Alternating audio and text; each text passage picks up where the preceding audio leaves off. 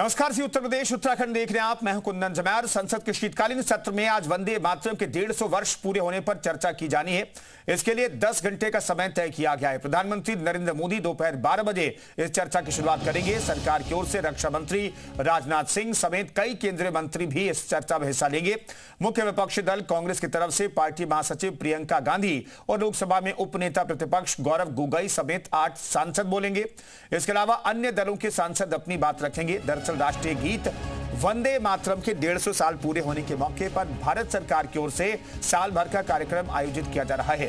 2 दिसंबर को लोकसभा स्पीकर ओम बिरला ने सभी दलों के प्रतिनिधियों की मीटिंग बुलाई थी। इसमें तय किया गया था कि वंदे मातरम को लेकर 8 दिसंबर को लोकसभा और 9 दिसंबर को राज्यसभा में चर्चा होगी।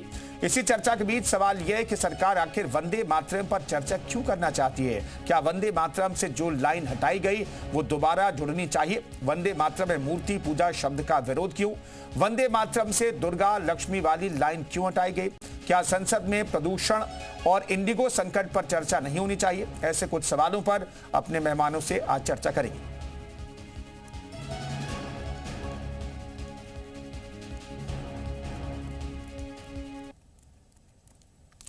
तो आज लोकसभा में और कल राज्यसभा में वंदे मातरम पर चर्चा होगी।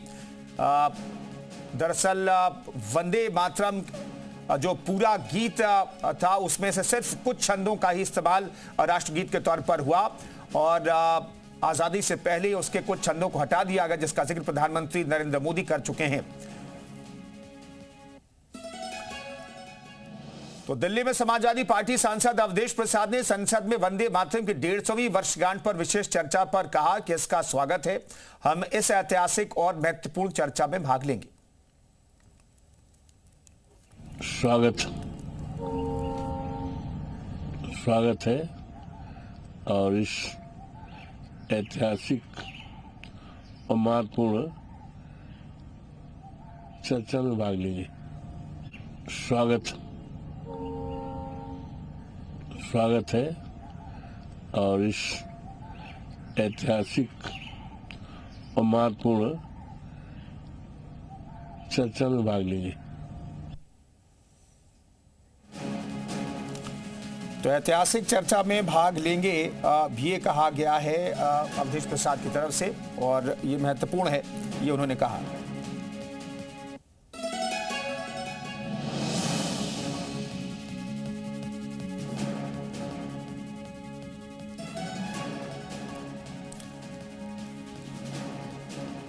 जो हमारी स्वाधीनता आंदोलन से जिसका अन्योन्याश्रय संबंध रहा है, आप वो विजुअल्स अभी भी देख सकते हैं, कुछ हैं अवेलेबल, जिसमें वंदे मातरम की टोली।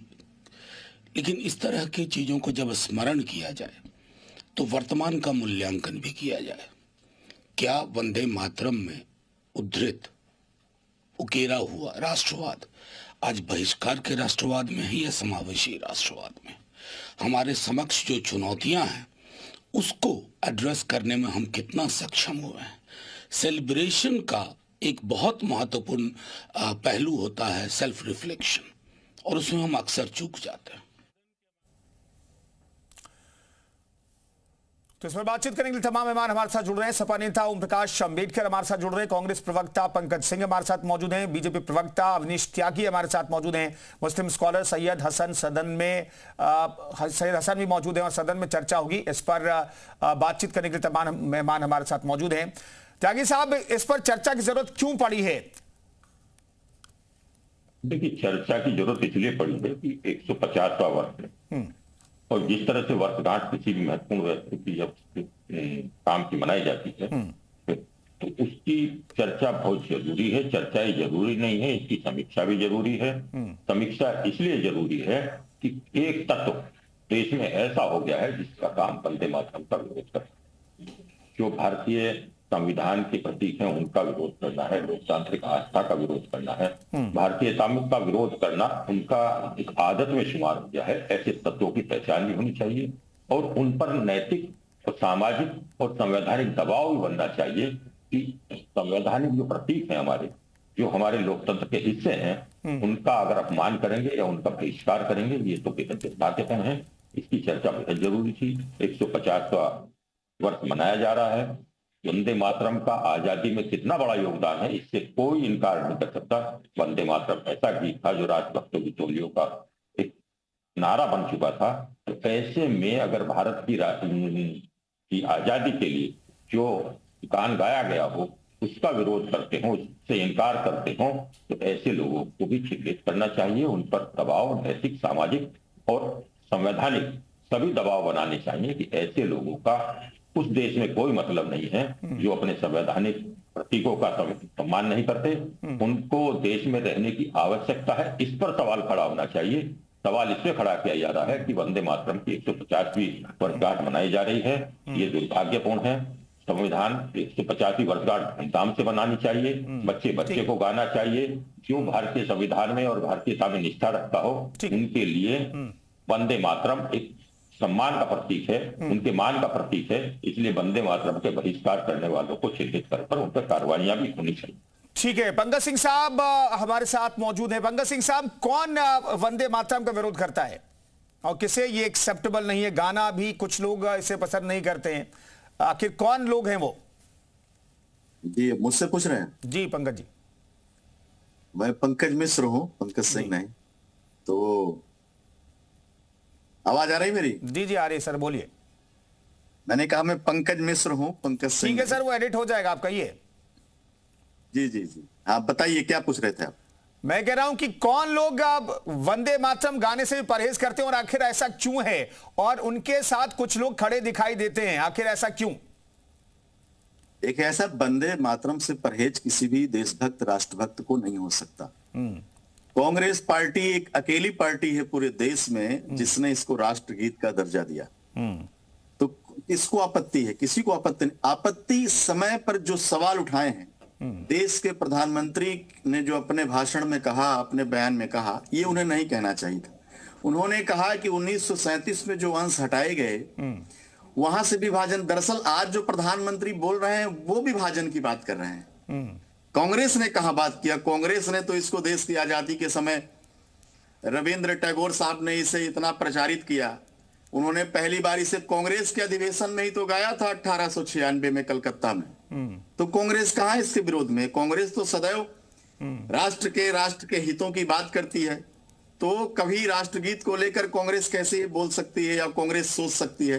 तो प्रधानमंत्री ने गलत बयान दिया है। बीजेपी पूरे इतिहास को तोड़ मरोड़ कर पेश कर रही है, प्रधानमंत्री पूरे इतिहास को तोड़ मरोड़ कर पेश कर रहे हैं। और सबसे बड़ा ताजुब यह है कि जो आरएसएस देश की आजादी के 5 दशक बीत जाने के बाद भी अपने यहां राष्ट्रध्वज नहीं फहरा सकी, वो इस पर बात करते हैं।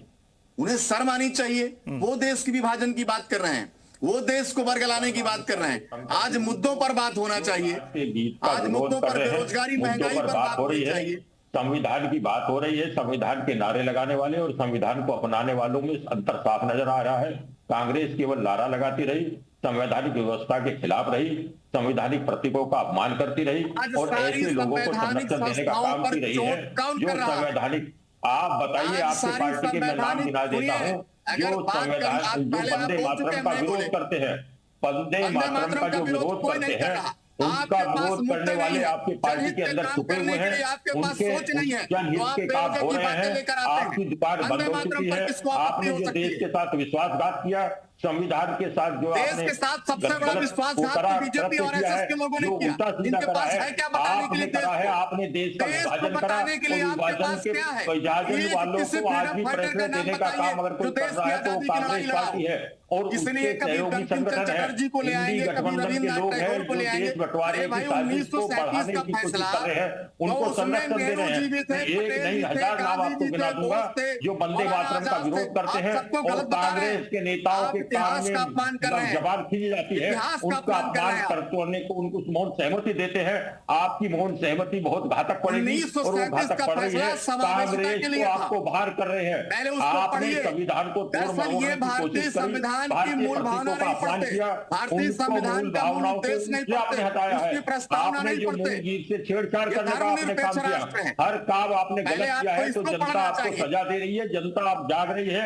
माननीय प्रधानमंत्री नरेंद्र मोदी जी के नेतृत्व में पूरा देश एकजुट होकर खड़ा है। नहीं, अवनीश त्यागी जी, कांग्रेस के प्रवक्ता 26 जनवरी 1950 को डॉक्टर राजेंद्र त्यागी जी, आपके गलत काम करने की, आपके जो गलत काम हुए हैं, आपने जो कुकर्म किए हैं, आपने जो एक परिवार की वंदना करी है, देश की वंदना छोड़कर, राष्ट्र की वंदना छोड़कर एक परिवार की वंदना के चक्कर में देश का अपमान किया है, तो आप जनता आपको बर्दाश्त नहीं कर रही है, माफ नहीं कर रही है। जनता बार बार आपको इसलिए सजा, और कांग्रेस। ठीक है त्यागी जी, मैं लौटता हूं। हमारे साथ ओम प्रकाश अंबेडकर जी भी जुड़ गए हैं। अंबेडकर साहब, आखिरकार इस पर स्टैंड क्या वही है जो अखिलेश यादव कहते रहते हैं, जो राष्ट्रीय गीत गाए ठीक है, किसी को मजबूर नहीं करना चाहिए? क्या यही स्टैंड आज संसद में आपकी पार्टी की तरफ से भी रखा जाएगा? देखिए, बाबा साहब अम्बेडकर जी के संविधान में ये व्यवस्था है, हम आजाद हैं, हम अपने हिसाब से कोई भी काम करेंगे, किसी को किसी भी काम के लिए मजबूर नहीं किया जा सकता। ये हमारा संवैधानिक फ्रीडम है। बाबा साहब अम्बेडकर ने संविधान लिखते समय उन्होंने संविधान में व्यवस्था किया कि आज से, सर मोबाइल नीचे आप रख सकते हैं, आवाज आ रही है आपकी। हाँ कहिए। आज से सारे ग्रंथ शून्य माने जाएंगे, केवल इस देश में भारतीय संविधान ही चलेगा। भारतीय जनता पार्टी भारतीय संविधान का को फूकने का काम की थी। आरएसएस के लोगों ने भारतीय संविधान को फूका था और बाबा साहब को नीचा दिखाने के लिए आज भी जो है भारतीय जनता पार्टी भारतीय संविधान का अपमान कर रही है। इसलिए भारतीय जनता पार्टी का अपमान पूरे दुनिया में हो रहा है। जो बाबा साहब अम्बेडकर के संविधान से टकराएगा वो सत्ता और सरकार दोनों से दूर हो जाएगा। और रह गई बात, हम किसी को कोई भी नारा लगाने के लिए, कोई भी किसी भी प्रकार की बात कहने के लिए हम किसी को प्रेशर नहीं दे सकते हैं। ये उसका संवैधानिक अधिकार है। तो नारा लगाएगा कि नहीं लगाएगा ये उसके ऊपर व्यक्तिगत रूप से निर्भर करता है। भाई साहब, कहीं अम्बेडकर साहब ने नहीं लिखा कि संविधान में वर्णित प्रतीकों का अपमान करें। आप अपमान करने को प्रोत्साहित कर रहे हैं अम्बेडकर साहब। आपने उनका महान आदमी का नाम अपने साथ लगाया है तो उनकी भावनाओं को भी समझिए। उन्होंने किस तरह से एकजुट देश को किया। और संविधान का अक्षर से पालन अगर कोई कर रहा है तो बाबा साहब के संविधान का अगर कोई पालन अनुपालन करा रहा है तो भारतीय जनता पार्टी करा रही है। बाबा साहब अम्बेडकर का सबसे ज्यादा अगर कोई विरोध कर रहा है तो भारतीय जनता पार्टी कर रही है। सच बोलने की साहस उठाइए। आप मानिए कि किस तरह से आज त्यागी जी का जब मौका हो तो त्यागी जी बोले, जो दूसरे प्रवक्ता बोल रहे हैं ठीक है, एक एक करके। ठीक है, हमारे साथ सैयद हसन भी मौजूद है। सैयद हसन, आखिर वंदे मातरम का विरोध एक खास कम्युनिटी की तरफ से क्यों किया जाता है? क्यों धर्म से ऊपर देश और राष्ट्रीय चिन्ह नहीं हो सकता?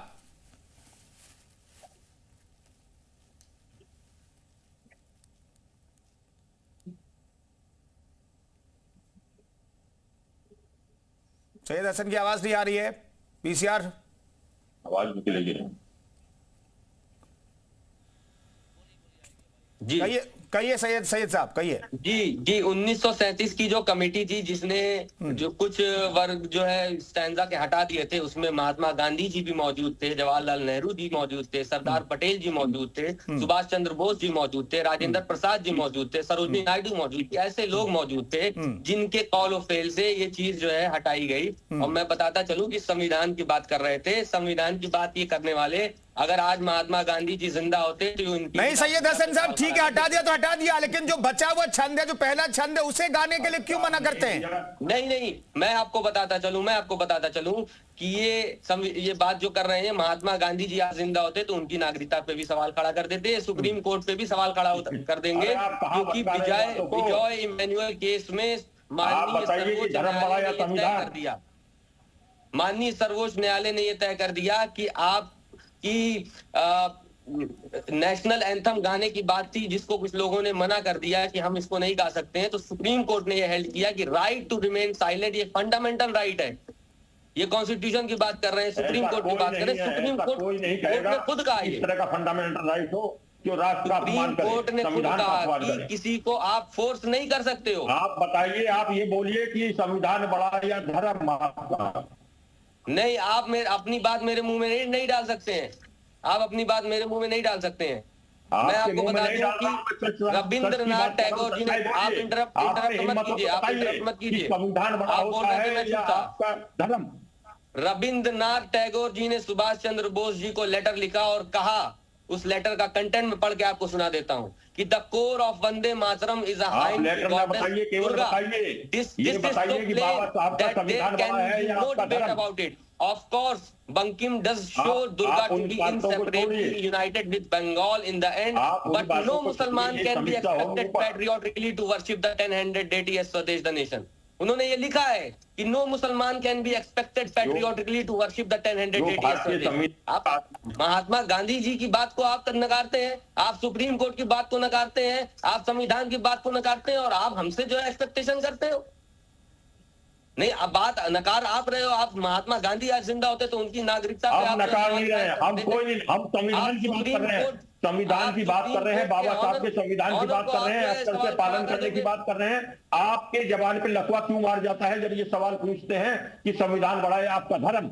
और जब धर्म की बात करनी थी, जब संविधान नहीं मानना था, जब भारत देश में आस्था नहीं रखनी थी, तो आपके लिए विकल्प था कि आप दूसरा देश जा सकते हैं। आपकी व्यवस्था कांग्रेस ने कर हेडक्वार्टर पे भारत का झंडा फहराने में अपने साल लग गए, और आप हमसे जो है में नहीं, नागरिकता की बात नहीं है। नहीं, मैं बता तो रहा हूँ, आप महात्मा गांधी जी के नहीं, सैयद हसन, मैंने शुरुआत में आपसे पूछा, सैयद हसन सुनिए ना, मैंने शुरुआत में पहले सवाल आपसे पूछा कि भाई किसी भी धर्म से ऊपर हमारा देश है, तो आखिर आप लोग देश से ऊपर धर्म को क्यों रखने लगते हैं? एक बार क्यों रखने लगता है? बड़ा सवाल ये है, इसका जवाब दीजिए ना। मैंने प्राइवेटली यही सवाल पूछा आपसे। बिल्कुल इस सवाल का जवाब मैं आपको बता दूं कि मुझको अपने धर्म और धर्म के अकॉर्डिंग चलने की आजादी मेरा संविधान खुद देता है। मैं आपको बता दूं, माननीय सर्वोच्च न्यायालय ने, मेरी बात सुन लीजिए आप, माननीय सर्वोच्च न्यायालय ने 1986 में विजय इमैनुअल केस में, जिसमें वंदे मातरम का जिक्र नहीं बल्कि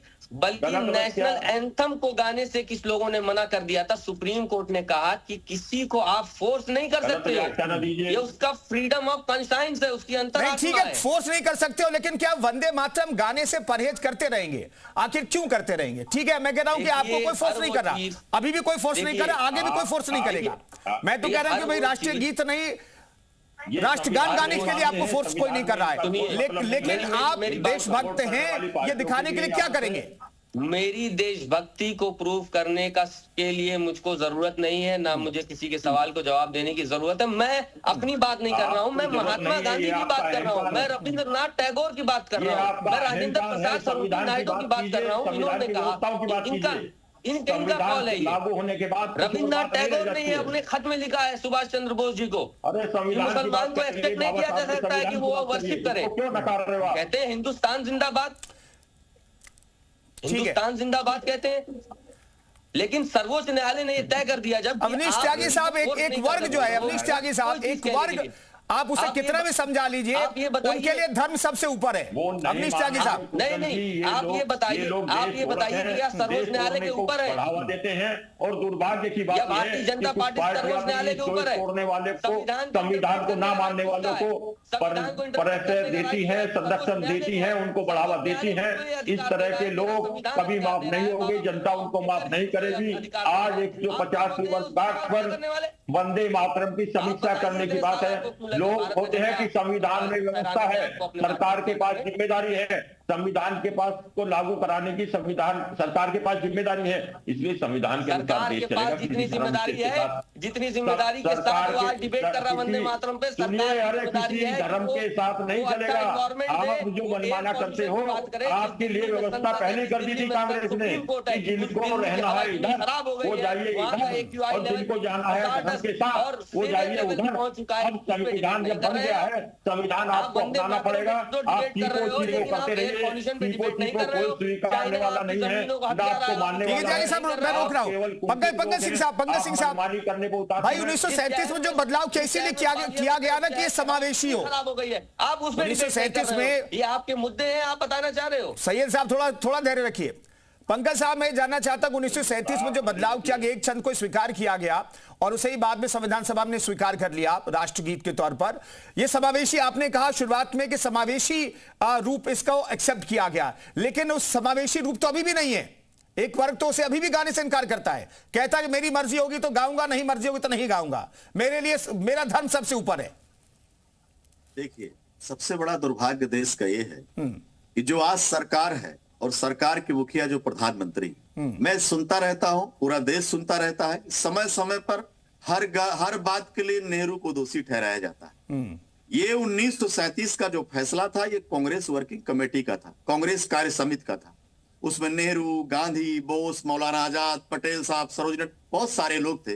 और एक निर्णय हुआ कि उस समय आप भी जानते हैं इस तथ्य को, इतिहास के, और सब लोग जानते हैं कि बंकिम चंद्र चटर्जी साहब का ये जो 1875 का जो गीत था, ये जब 1896 पहली बार रविन्द्रनाथ टैगोर ने कांग्रेस के कलकत्ता अधिवेशन में गाया, 1905 में जब बंगाल विभाजन हो रहा, बंगाल विभाजन के वक्त जब गदर मची, उसमें ये गीत जो था, ये वंदे मातरम, ये देश की आजादी की आंदोलन का सबसे बड़ा नारा बना। और इसे सब सारे लोग, हिंदू मुसलमान सब मिलकर, चाहे स्वदेशी आंदोलन हो, चाहे विरोध मार्च हो, अखबार हो, हर जगह वंदे मातरम गूंजता था। उद्देश्य 1937 नहीं, लेकिन आप मुस्लिम गाते हैं क्या पंकज साहब? पंकज साहब, दरअसल कुछ लोगों को दर्द इसलिए होता है, कुछ लोगों को तकलीफ यही होता है अभी भी कि भाई तब तो गाते थे वंदे मातरम, तब धर्माड़े नहीं आता था, लेकिन अब धर्माड़े आ जा रहा है। देखिए, मैं तो आपको ये कहूंगा कि 1906 में 12 साल में हिंदू और मुसलमान दोनों मिलकर इस नारे के साथ मार्च कर रहे थे, किसी को आपत्ति नहीं थी। और किसी को आपत्ति नहीं थी। वंदे मातरम का जो भाव था मूल, वो अपनी भारत माता के प्रति था, अंग्रेजों के खिलाफ लड़ाई से था, और इसीलिए इस वंदे मातरम का नारा उस समय का सबसे बड़ा नारा था। आप ये देखिए कि 16 नवंबर 1938 में इसे अंग्रेजी हुकूमत ने बैन किया। 28 नवंबर 1938 में जब छात्रों ने इसे गाया दृढ़ता के साथ, उन छात्रों को नजरबंद किया गया। ये हमारी आजादी का सूचक था, हमारे देश की लड़ाई जो समावेशी, जो पूरा देश। ठीक है पंकज साहब, मैं रोक रहा हूं, छोटा छोटा जवाब रखेंगे। अम्बेडकर साहब, ये आजादी से पहले इस नारे को किसी धर्म के अंदर नहीं रखा गया, किसी धर्म के खिलाफ भी नहीं रखा गया, क्योंकि 1937 में जो बदलाव करना था वो कर दिया गया। तब हिंदू मुस्लिम सब गाते थे, लेकिन अब मुस्लिम इसे गाने से इनकार करते हैं और आप लोग उनके साथ खड़े होकर कहते हैं कि भैया जिसे गाना है गाए, ना गाना है मत गाए, कोई किसी को मजबूर ना करे। आखिर नहीं क्यों गाते हैं फिलहाल वंदे मातरम? अब देखिए, ऐसा है कि जैसे आपने कहा कि पहले लोग गाते थे, अब नहीं गाते हैं, तो अब नहीं गाने के लिए दोषी भारतीय जनता पार्टी है।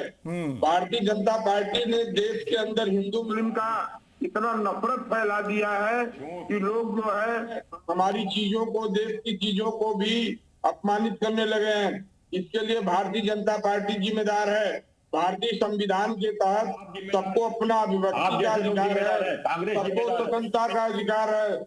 चलिए, बहुत बहुत धन्यवाद तमाम मेहमानों का चर्चा में शरीक होने के लिए। वंदे मातरम के 150 साल हो गए हैं और इस पर चर्चा संसद में होगी और संसद के दोनों सदनों में चर्चा होगी। वो तस्वीरें भी आपको दिखाएंगे, किसने क्या कहा ये भी आपको तस्वीरें दिखाएंगे और बताएंगे। फिलहाल इस खास पेशकश में इतना।